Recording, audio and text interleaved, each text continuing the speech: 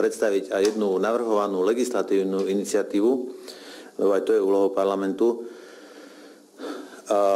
Ak sme sa, teda nie my, ale vláda rozhodla odĺžiť Juraja Širokého, tak možno aj to môže byť takým čiastočným spúšťaťom na to, aby sme sa vrátili k téme, ktorá je tu dlho a je veľmi intenzívna, len sa tvárime, že ju nevidíme. Preto som rád, že vyzerá, že sa dohodneme na tom, že vytvoríme pracovnú skupinu, ktorá sa bude venovať návrhu zákona, ktorý pracovne teraz nazývame ako zákon o jednorázovom mimoriadnom znížení nespravodlivého zadlženia obyvateľstva. Prípadne si ho ľudia môžu skrátiť ako úrokovo-exekutorsko-úžernická amnestia.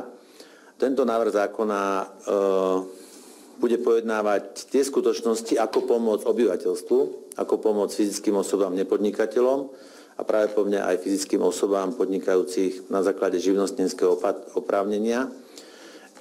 Zo situácie, do ktorou sa častokrát nie samou vinou dostali, ale dostali sa do tej situácie pre nedokonalosť zákonov.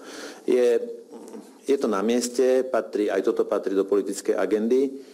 My hovoríme o jednorázovom, mimoriadnom, a keď sa už precedens stal, že štát odlžil veľkú stavebnú firmu, ja si myslím, že babka z Michaloviec alebo dôchodcovia či z juhu, zo severu, z východu Slovenska si tiež zaslúžia pomôcť.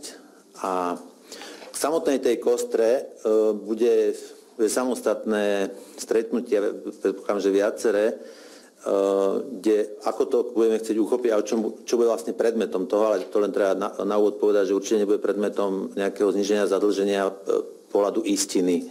Keď budeme rozprávať, tak budeme rozprávať o návrhu o zníženie zadlženia z pohľadu úrokov a príslušenstva k istine. Takže to je veľmi dôležité povedať. Verím, že sa nám to podarí do 29., keď je termín na odozdanie legislatívnych návrhov na júnovú schôdzu predložiť. To je možno na úvod všetko a teraz prípadne kolega pán Zajac k tomu niečo doplní.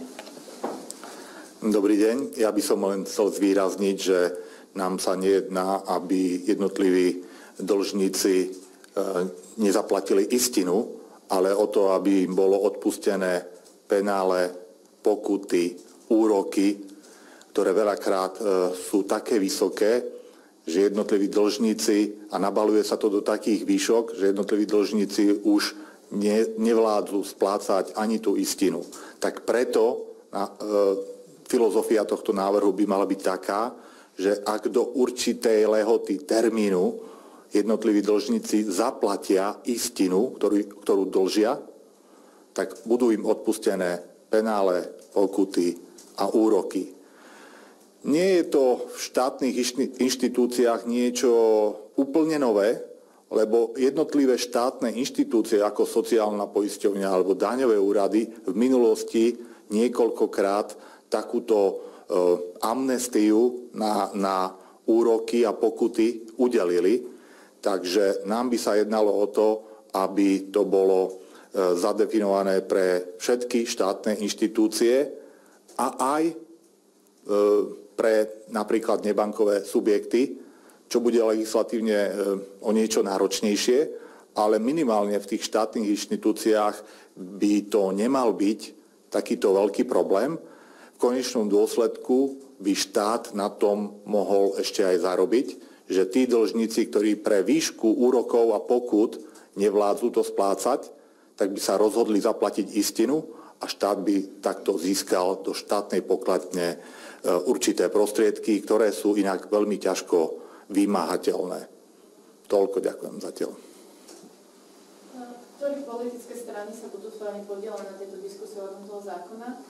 A plánujete teda zapojiť do tejto diskusie aj vládnych poslancov, alebo...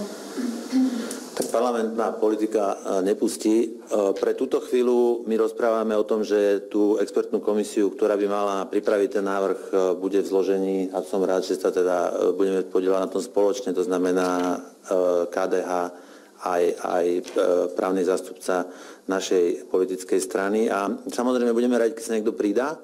Ja si dovolím tvrdiť, že táto téma sa môže stať aj volebnou témou, ale bolo by lepšie, keby sa ňou nestala a aby sme z toho urobili návrh zákona a bude svätý pokoj. To poviem zjednodušene.